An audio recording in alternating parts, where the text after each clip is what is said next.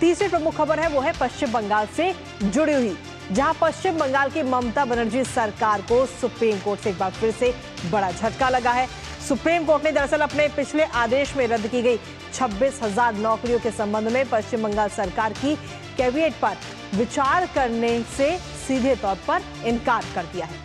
Court में पश्चिम बंगाल सरकार की एक भी पुनर्विचार याचिका पर विचार नहीं किया गया और इससे राज्य में 26,000 नौकरियां रद्द रहेंगी। दरअसल आपको ये बता दें कि सुप्रीम कोर्ट ने अपने पुराने आदेश में पश्चिम बंगाल के सरकारी स्कूलों में 26,000 शिक्षकों और गैर शिक्षण कर्मचारियों को भर्ती रद्द करने के कलकत्ता हाईकोर्ट के फैसले को बरकरार रखा था और कहा था कि ये पूरी भर्ती प्रक्रिया दूषित है। करेंगे चर्चा इस पूरी खबर को लेकर, लेकिन उससे पहले आपको दिखाते हैं ममता सरकार को सुप्रीम कोर्ट से बड़ा झटका। तो ममता सरकार को ये बड़ा झटका लगा है सुप्रीम कोर्ट से, जहां शिक्षक भर्ती घोटाले मामले में ये झटका ममता सरकार को, इस वक्त ममता बनर्जी को लगता हुआ नजर आया, जिसमें खासतौर पर आपको बता दें कि ममता सरकार की जो कैविएट सुप्रीम कोर्ट में दायर की गई थी, उस कैविएट को इस वक्त खारिज सुप्रीम कोर्ट ने पूरे तौर पर कर दिया है, जिसे एक झटके के तौर पर देखा जा रहा है। साथ ही कैविएट पर विचार करने से सुप्रीम कोर्ट ने इनकार कर दिया और उन्होंने कहा है कि जो आदेश पहले था वही आदेश जारी रहेगा। इसके साथ ही 26,000 नौकरियों के संबंध में जो ये कैविएट थी, जो दायर की गई थी सरकार की तरफ से, ममता बनर्जी सरकार की तरफ से, उसको इस वक्त रद्द किया गया। साथ ही आपको बता दें कि एक भी पुनर्विचार याचिका पर विचार नहीं हुआ है और जो पुनर्विचार याचिकाएं थी उन सभी को इस वक्त इनकार कर दिया सुनवाई करने के लिए। राज्य में 26,000 जो नौकरियां हैं वो पहले ही आदेश दिया जा चुका है कि वो रद्द रहेंगी और इसी आदेश को बरकरार सुप्रीम कोर्ट ने रखा है। तो शिक्षक भर्ती घोटाले में मामले में ये बड़ा झटका इस वक्त कोर्ट से लगा है। और इसके साथ ही आपको बता दें कि आखिर ये पूरी टाइमलाइन क्या है, एक नजर उस पर डालते हैं, जिसमें घोटाले की अगर टाइमलाइन की हम बात करें तो 2016 का ये पूरा मामला था, जब शिक्षक आयोग की ये परीक्षा हुई थी और उस वक्त घोटाला ये पूरा सामने आया था। परीक्षा के खिलाफ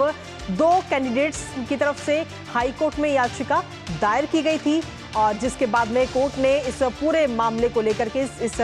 पूरी शिक्षक भर्ती में सीबीआई जांच के आदेश कोर्ट की तरफ से दिए गए थे। साथ ही आपको बता दें कि पूछताछ के बाद में सीबीआई की मनी लॉन्ड्रिंग शिकायत भी दर्ज की दी गई थी इस पूरे मामले को लेकर। और जुलाई 2022 की अगर हम बात करें तो ईडी की चटर्जी के घर छापेमारी ईडी करती हुई नजर आई थी। उस वक्त जुलाई 2022 में ही ईडी ने चटर्जी को गिरफ्तार कर लिया था, इस पूरे मामले में लिप्त पाया गया था उनको, जिसके बाद ये गिरफ्तारी हुई थी। अप्रैल 2024 की अगर हम बात करें तो हाईकोर्ट ने 25,753 शिक्षकों की जो नियुक्ति है वो रद्द करने का अपना महत्वपूर्ण फैसला दिया और हाईकोर्ट के आदेश को सुप्रीम कोर्ट में फिर कोर्ट की तरफ से चुनौती दी गई और हाईकोर्ट के आदेश को चुनौती देने के बाद में सुप्रीम कोर्ट ने भी इस पूरे मामले पर आपको बता दें कि सीबीआई जांच पर रोक लगाई थी, लेकिन उसके बाद में हाईकोर्ट की तरफ से जो फैसला दिया गया उस फैसले को ही बनाए रखा था। सुप्रीम कोर्ट ने हाईकोर्ट के आदेश पर भी उस वक्त रोक लगाई थी मई 2024 में, जिसके बाद दिसंबर 2024 में सुप्रीम कोर्ट ने अंतिम सुनवाई अपनी शुरू की।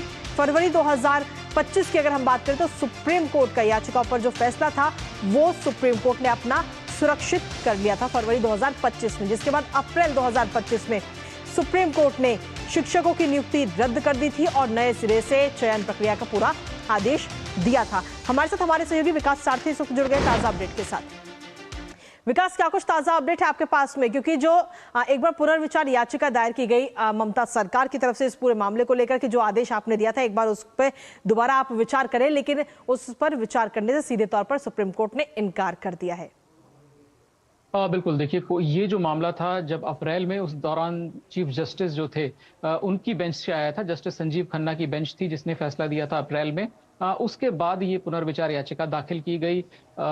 5 अगस्त को। हालांकि कोर्ट ने इस मामले पर सुनवाई करके अपना ऑर्डर दे दिया था, लेकिन ये अपलोड कुछ देर से हुआ। तो अभी स्थिति ये है कि आमतौर पर हमने देखा कि रिव्यू पिटीशन में 1 लाइन 2 लाइन का ऑर्डर होता है कि इसको डिसमिस किया जा रहा है, लेकिन कल जो ऑर्डर हुआ था उसमें बाकायदा कोर्ट ने रीजंस भी गिनाए कि कोर्ट ने ये कहा कि हमें भी लगता है कि जो बात बंगाल सरकार कह रही है कि इसमें कुछ जेन्युइन कैंडिडेट्स भी होंगे, उनके साथ नाइंसाफी भी हुई होगी, लेकिन कोर्ट ने कहा कि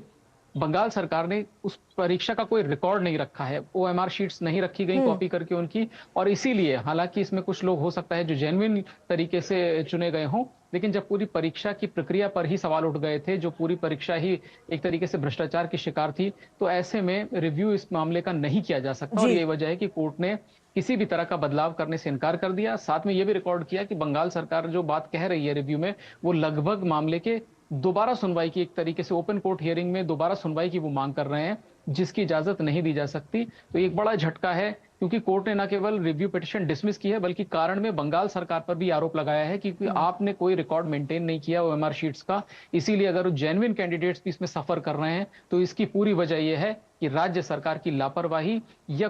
उसमें जो राज्य सरकार के जो कुछ अधिकारी थे, मंत्री थे, जो जिनके खिलाफ सीबीआई जांच हुई, वो इसमें लिप्त थे। तो कहीं ना कहीं जो ब्लेम है वो भी राज्य सरकार की तरफ शिफ्ट हुआ है इस ऑर्डर से। इसके साथ ही विकास, अब इस वक्त अगर हम आगे की बात करें, भविष्य की बात करें, तो ममता सरकार के पास में अभी और आगे क्या कुछ विकल्प बचता है या नहीं?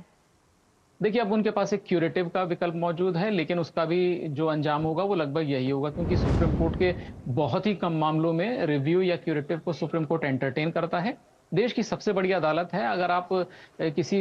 वो भी चीफ जस्टिस की बेंच ने जब उस मामले की सुनवाई की एक फैसला दिया, तो उसमें गलती की या किसी फैक्ट की अनदेखी की संभावना लगभग नगण्य थी। बावजूद इसके, क्योंकि उनका एक राइट है रिव्यू फाइल करने का और क्यूरेटिव फाइल करने का, लोग करते हैं, लेकिन इनका सक्सेस रेट जो हम बात करें रिव्यू का और क्यूरेटिव का बहुत ही कम है। और इसमें भी अगर क्यूरेटिव दाखिल करेंगे तो कोई बहुत ज्यादा उसका अंजाम अलग नहीं होगा। पूरा कोर्ट ने सारे तथ्यों में जाकर के फैसला दिया था, यहां तक कि बंगाल सरकार को एक राहत भी दी थी ये कि जब तक आप नई भर्तियां नहीं कर लेते, आप इन लोगों को कंटिन्यू रहने दें। चलिए, बहुत बहुत शुक्रिया विकास, तमाम जानकारी और अपडेट्स हमारे साथ साझा करने के लिए, इस खबर से जुड़े हुए।